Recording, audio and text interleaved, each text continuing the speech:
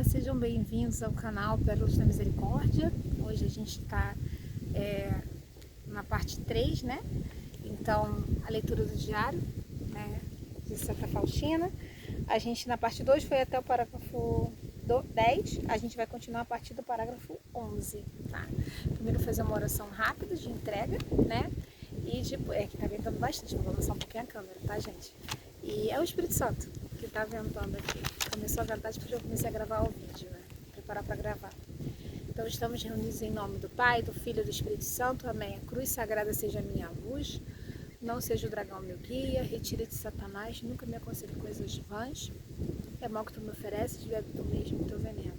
Nosso Senhor, eu quero te entregar esse momento, essa leitura, que sirva de um momento de intimidade, de encontro com Deus, para as pessoas que ouvirem esse vídeo, que verem esse vídeo, que ouvirem esse áudio, e que peço ao Espírito Santo que guie, né, essa obra, esse encontro, que seja feito segundo a sua santa divina vontade, perfeita vontade, tanto no coração quanto na mente das pessoas. E pedir sempre que a sua graça nos basta a sua graça. Seja Nossa Senhora que interceder por nós, que nos cubra com o nosso manto sagrado, e que dizer que eis aqui a serva do Senhor, faça-se em mim segundo a sua vontade, que sejamos barro na mão de Deus. Amém? Vamos lá. Parágrafo 11. Então, na leitura anterior, só para reforçar, né? Ela pegou as coisas às pressas e foi imediatamente para o convento, para Varsóvia. Parágrafo 11. Quando desci do trem e vi que cada um seguiu seu destino, fiquei com medo e sem saber o que fazer. Para onde dirigir-me? Não tendo ali ninguém conhecido. Implorei à Mãe de Deus: Maria, conduzi-me, guia-me. Imediatamente ouvi dentro de mim uma voz que me dizia que saísse da cidade e fosse a um determinado povoado, onde poderia passar a noite com segurança. Foi o que fiz, e encontrei tudo como a Mãe de Deus me havia dito. No dia seguinte, bem cedinho, vim à cidade e entrei na primeira igreja que encontrei e comecei a rezar para saber o que mais era a vontade de Deus. As santas missas se sucediam. Durante uma delas ouvi estas palavras.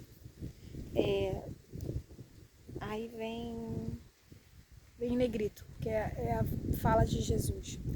Vai falar com esse padre, diz-lhe tudo, e ele te dirá o que deves fazer em seguida. E aí volta a fonte normal, né, a leitura normal, porque é a Santa Faustina falando. Terminada a Santa Missa, fui à sacristia e contei tudo o que se tinha passado na minha alma e pedi que me indicasse em qual convento ingressar. No primeiro momento, o padre ficou muito surpreendido, mas depois recomendou-me que tivesse muita confiança, pois Deus me guiaria.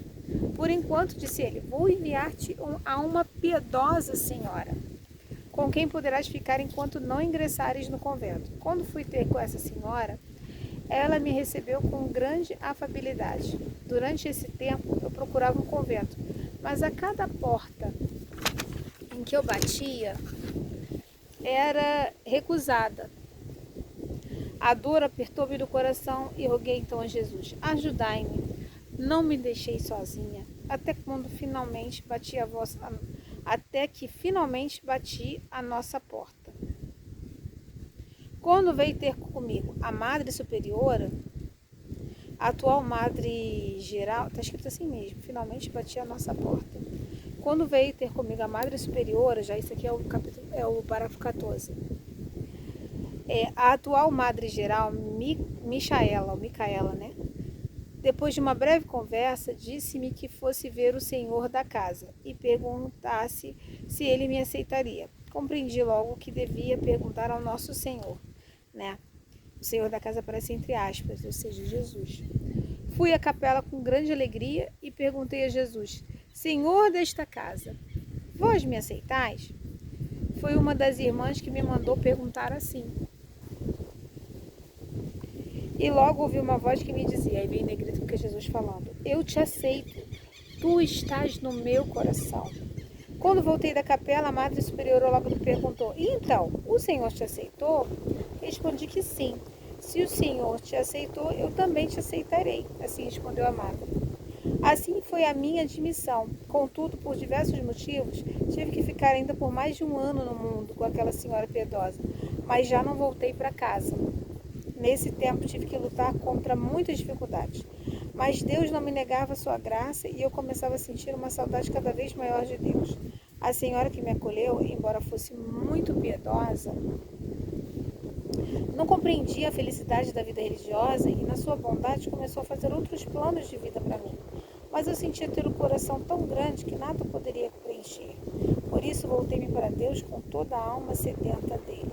Aí aqui a gente para, foi até o parágrafo 15, tá? Então, lembra que a gente falou um pouquinho na parte anterior, falando sobre a coragem de Santa Faustina, a fé, de que tudo daria certo, que Deus prepararia tudo para ela? Pô, mas ela assim, ela foi muito audaciosa. Mas assim, houve todo um discernimento, né? Ela foi chamada à vida religiosa desde cedo e ela teve uma visão de Jesus. Então Jesus, ela tinha a fé de que Jesus ia preparar tudo, né? E isso é muito comum na fé das pessoas simples, das pessoas do campo, né? Que se Deus mandou que vai ter chuva no campo, pode jogar semente que vai ter chuva e vai dar certo. Então, aquele discernimento diante de Deus, diante do Santíssimo. Então, que fique marcado isso, que mostrar que a fé dela foi recompensada. A fé, o clamor de um justo é recompensado. Que fique hoje essa mensagem para você. Que se você está clamando, se a tua causa é justa, se é a vontade de Deus, como diz Frei Gilson, fica tranquilo, que vai se resolver e a obra do Senhor vai agir da forma dele. Aqui não está explicando, mas ela ficou um ano na casa dessa senhora, porque na verdade você precisa de um valor, um dote para você entrar dentro do convento, né? E aí ela ficou trabalhando nessa casa como babá durante um ano, né? Isso aqui, esses relatos, lembra que eu falei que comecei na parte 37? Porque fala da vida dela, né? Na parte inicial do diário.